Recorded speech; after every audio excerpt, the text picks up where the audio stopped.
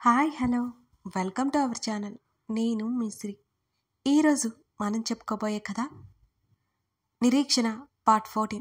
కథలోకి వెళ్ళే ముందు వీడియోని లైక్ చేసి హైప్ చేయడం మర్చిపోకండి ఫ్రెండ్స్.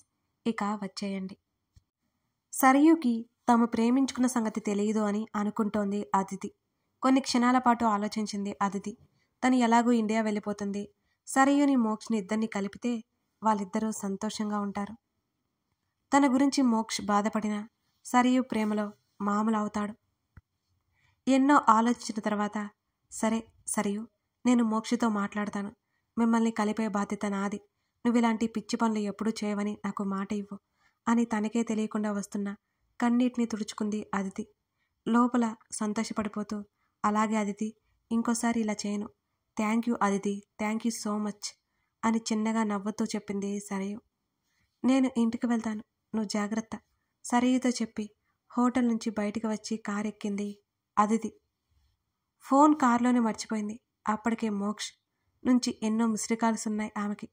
అతను కంగారు పడుతున్నాడని అర్థమైపోయి వెంటనే కాల్ చేసింది అదితి. ఎక్కడున్నావు? సీరియస్గా వస్తున్న అతని మాటలను బట్టి సరియు మీద కోపంతో ఉన్నాడని అర్థమైంది అదితికి. తనే వస్తున్నట్టు చెప్పి కాల్ కట్ చేసింది అదితి. నేరుగా మోక్షి ఇంటి దగ్గరికి వెళ్ళింది. చప్పుడు చేయకుండా ఆమె గదికి తీసుకువెళ్ళాడామని. డోర్ లాక్ చేసి, నీకు ఎన్నిసార్లు చెప్పాను, ఎక్కడికైనా వెళ్ళేటప్పుడు నాతో ఒక్క మాట చెప్పమని అని అసహనంగా అన్నాడు మోక్ష్. వెంటనే అతని హృదయం మీద వాలిపోయింది. కన్నీళ్లు పెట్టుకుంది అదితి. కంగారు పడిపోయాడు మోక్ష్.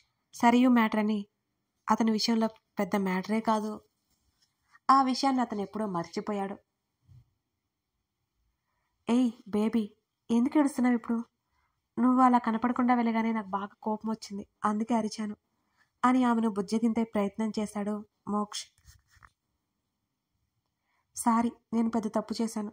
నీకు ఎప్పుడూ చెప్పకుండా వెళ్తూనే ఉంటాను అంటూ తల ఎత్తి అతని వైపు చూసింది అదితి. ఇంకోసారి వెళ్ళకు అంటూ ఆమె కళ్ళు తుడిచాడు నవ్వుతూ. వెళ్ళనని చెప్పలేకపోయింది అదితి. ఆ విషయాన్ని పెద్దగా పట్టించుకోలేదు మోక్ష్. ఈ డ్రెస్లో చాలా హార్ట్గా ఉన్నావు తెలుసా అని నవ్వుతూ అన్నాడు. అతని మాటలకు నవ్వుతూ గట్టిగా కొట్టింది అతని భుజం మీద. నిజంగా అని అతను అంటుంటే, చాలా ఆపు అంటూ వెళ్ళి బెడ్ మీద కూర్చుంది అదితి. ఏదైనా తింటావా అని అడిగాడు. అవునన్నట్టు తల ఊపింది అదితి. నేను ఫాస్ట్గా ఫ్రెష్ అయ్యి నీకు ఏదైనా తీసుకొస్తాను అని గబగబా డ్రెస్ చేంజ్ చేసుకుని ఫుడ్ తీసుకొచ్చి తనే స్వయంగా తినిపించాడు. మరి నీకు? నేను కూడా అంటూ తనకి పెట్టిన చేత్తోనే అతను తింటుంటే వెంటనే తలదించుకుని ముఖం పక్కకు పెట్టేసుకుంది అదితి.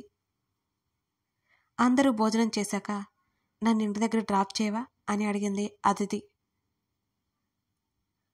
అదేంటి, రాత్రి రాను అని మీ తాతయ్యకి చెప్పావు కదా, రాత్రంతా నాతోనే ఉంటాను అని చెప్పా? అలిగినట్టుగా ముఖం పెట్టాడు మోక్ష్.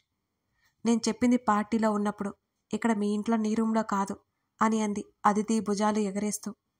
మీ ఇంట్లో అబ్జెక్షన్ లేనప్పుడు ఎక్కడ ఉంటే ఏంటి, ప్లీజ్ ఇక్కడే ఉండొచ్చు కదా అని బ్రతిమాలినట్టు ముఖం పెట్టాడు మోక్ష్. కొన్ని నిమిషాలు ఆలోచించి, బుద్ధిగా ఉండాలి నువ్వు, అప్పుడే ఇక్కడ ఉండడానికి ఒప్పుకుంటాను, ఏమంటావు అని కళ్ళు ఎగరేసింది అదితి. పెదవులు కాబట్టి సరే అంటూ నిలువుగా తల ఊపాడు ఫోజ్ కొడుతూ మోక్ష్. అతని యాక్షన్కి నవ్వింది అదితి.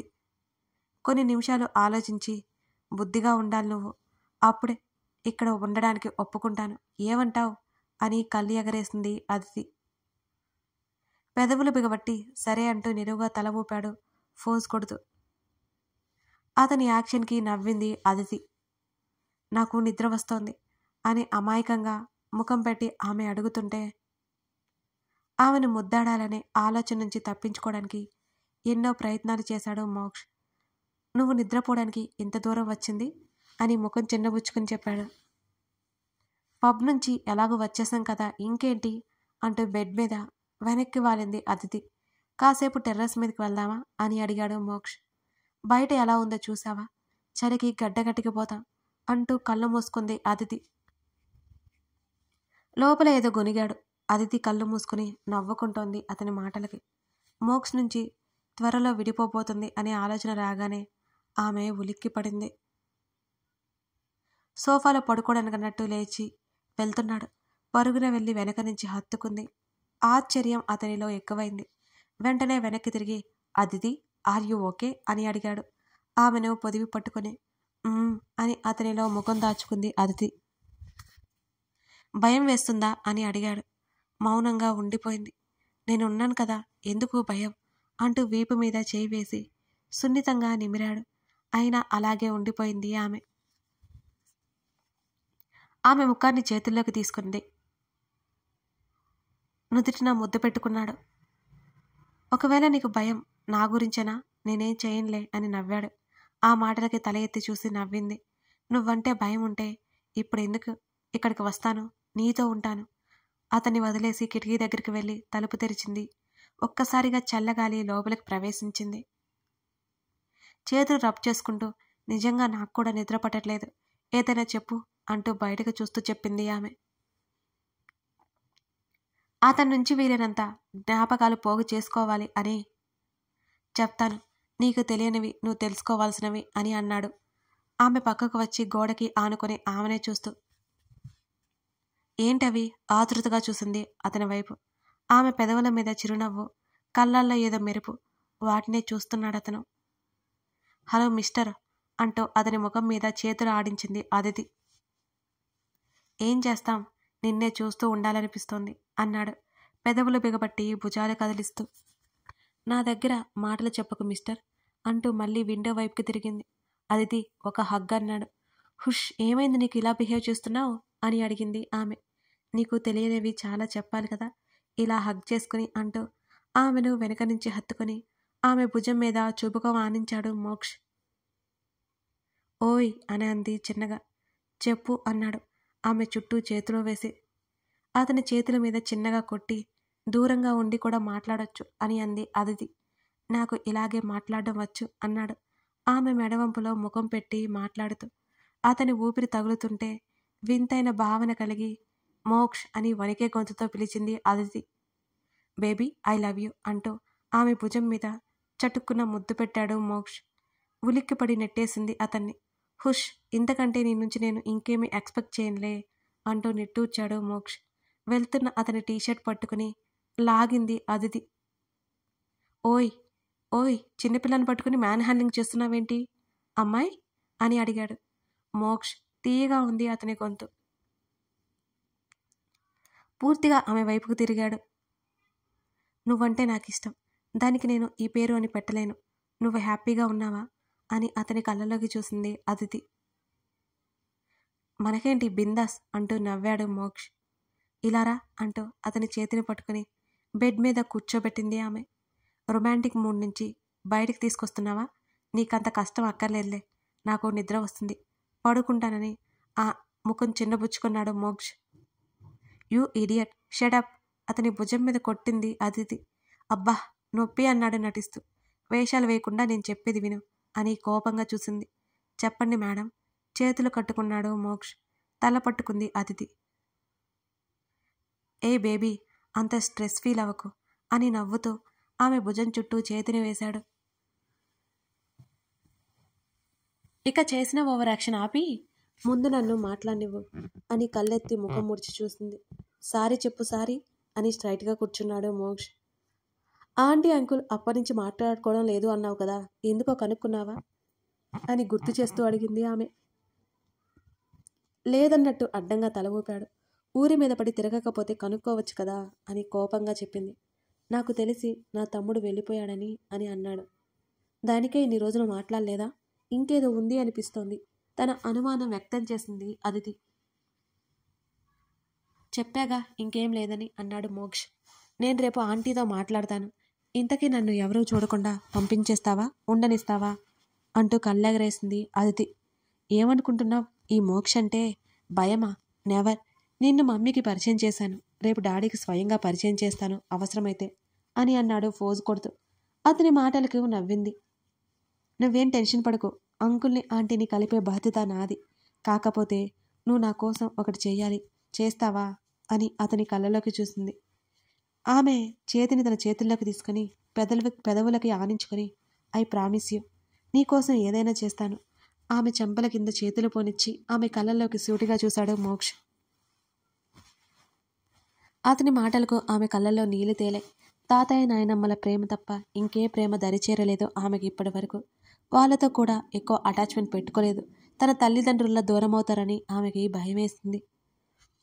అందుకే సగం మోక్షకి దగ్గర కాలేకపోతుంది అదే భయాలతో. బేబీ, వాట్ హ్యాపెన్ అంటూ ఆమె కనురెప్పలు దాటి బయటికి వచ్చిన కన్నీళ్లు తుడిచాడు మోక్ష్. అంటూ అతని మీదకి చేరి హత్తుకుంది అదితి. నువ్వేంటో నాకైతే అస్సలు అర్థం కావు. ఒక్కో క్షణం ఒక్కోలా ఉంటావు తెలుసా అని అతను అంటుంటే మోక్ష్ దగ్గరగా ఉండి అతని చెంప మీద చెయ్యి వేసి, నువ్వు ఎందుకు నాకింత లేటుగా పరిచయం అయ్యావు మోక్ష్ అని అతన్నే చూస్తూ అంది అదితి. ఏంటో నువ్వు ప్రపంచంలో కష్టాలన్నీ నీకే ఉన్నట్టు మాట్లాడతావు బేబీ. నేను కూడా ఇదే అనుకుంటాను. ఇంత లేటుగా ఎందుకు నువ్వు నాకు పరిచయం అయ్యావు అని అంటూ నవ్వాడు మోక్ష్. అన్ని కష్టాలు లేకపోయినా మోయలేని బాధ ఉంది మోక్ష్. నిన్ను వదిలేసి వెళ్ళిపోతున్నాను. నా స్వార్థం కోసం నీతో ఉంటున్నాను అని మనసులో అనుకుంటూ మౌనంగా చూస్తోంది Aditi. Body present, mind absent అని అన్నాడు ఆమెనే చూస్తూ. నేను నవ్వు తెచ్చుకొని, మోక్ష్, నీతో గడిపే ప్రతి క్షణం నాకు వాల్యుబుల్. నా మీద కోపం వచ్చిన దూరం పెట్టుకో అని అతని మెడ చుట్టూ చేతులు వేసి మెడ దగ్గర ముఖం దాచుకుంది ఆమె. ఆమె మాటల్లో ఉన్న అర్థాన్ని గ్రహించలేకపోయినా ఆమె తన మీద పెంచుకున్న ప్రేమకు మురిసిపోయాడు మోక్షనారాయణ్. నీ మీద కోపమా? ఎప్పుడూ జరగదు అంటూ ఆమె తల నిమిరాడు. అతని చెంప మీద ముద్దు పెట్టుకుంది.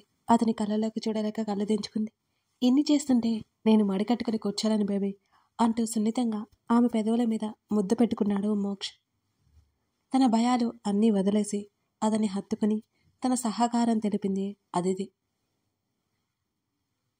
మర్చిపోవద్దండి, లైక్ చేయండి, అలాగే మీ లవ్ని నాకు ఇచ్చేయండి. దాంతో నేను చాలా హ్యాపీగా ఫీల్ అవుతాను.